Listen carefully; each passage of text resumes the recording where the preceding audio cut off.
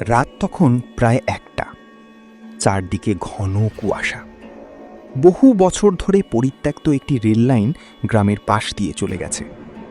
গ্রামের সবাই বলে রাত ১টার পর ওই লাইনের দিকে কেউ যায় না, কারণ ঠিক ওই সময় দূর থেকে একটি ট্রেনের বাঁশি শোনা যায়।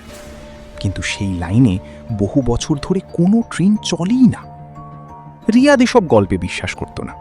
বন্ধুদের সঙ্গে বাজি ধরে এক রাতে সে একাই রেল লাইনে গেল। মোবাইলের টর্চ জ্বালিয়ে হাঁটতে হাঁটতে সে লক্ষ্য করল লাইনটা যেন কুয়াশার ভেতর হারিয়ে গেছে। হঠাৎ একটা দীর্ঘ ট্রেনের বাঁশি। রিয়াদ থমকে দাঁড়ালো। অসম্ভব, সে নিজেকে বলল। তারপর মাটিতে কম্পন শুরু হলো। রেল লাইন কাঁপছে, যেন বিশাল একটা ট্রেন এগিয়ে আসছে। কিন্তু সামনে তাকিয়ে সে কিছুই দেখতে পেল না।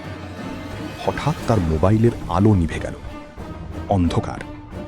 তারপর কুয়াশার ভেতর থেকে ধীরে ধীরে ফুটে উঠল একটি পুরনো কালো স্টিম ইঞ্জিন। জানালাগুলো ভাঙা, গায়ে মরিচা। কিন্তু সবচেয়ে ভয়ঙ্কর ছিল ভেতরের যাত্রীরা। সবার মুখ ফ্যাকাশে, চোখ দুটো সম্পূর্ণ কালো। কেউ নড়ছে না, শুধু একসঙ্গে রিয়াদের দিকে তাকিয়ে আছে। ট্রেনটি রিয়াদের সামনে এসে থামল। একটি দরজা নিজে থেকেই খুলে গেল। ভেতর থেকে কাঁপা গলায় কেউ বলল, একটা সিট খালি আছে, উঠে এসো। রিয়াদ দৌড় দিতে গেল, কিন্তু তার পা যেন রেল লাইনের সঙ্গে আটকে গেছে। ঠিক তখনই তার কানে আরেকটি ফিসফিসানি, পেছনে তাকিও না। সে সাহস করে সামনে তাকিয়েই রইল। কিন্তু মানুষের মন তো কৌতূহলী। এক মুহূর্তের ভুলে সে পেছনে তাকালো। সেখানে দাঁড়িয়েছিল আরেকজন, নিজেই। একই মুখ, একই পোশাক। সেই অন্য রিয়াদ ধীরে ধীরে হাসল।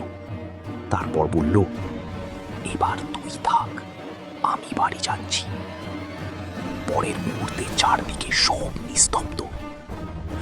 সকালে গ্রামের লোকজন রেললাইনের পাশে শুধু রিয়াদের মোবাইলটা খুঁজে পেল। রিয়াদের আর কোনো খোঁজ মেলেনি।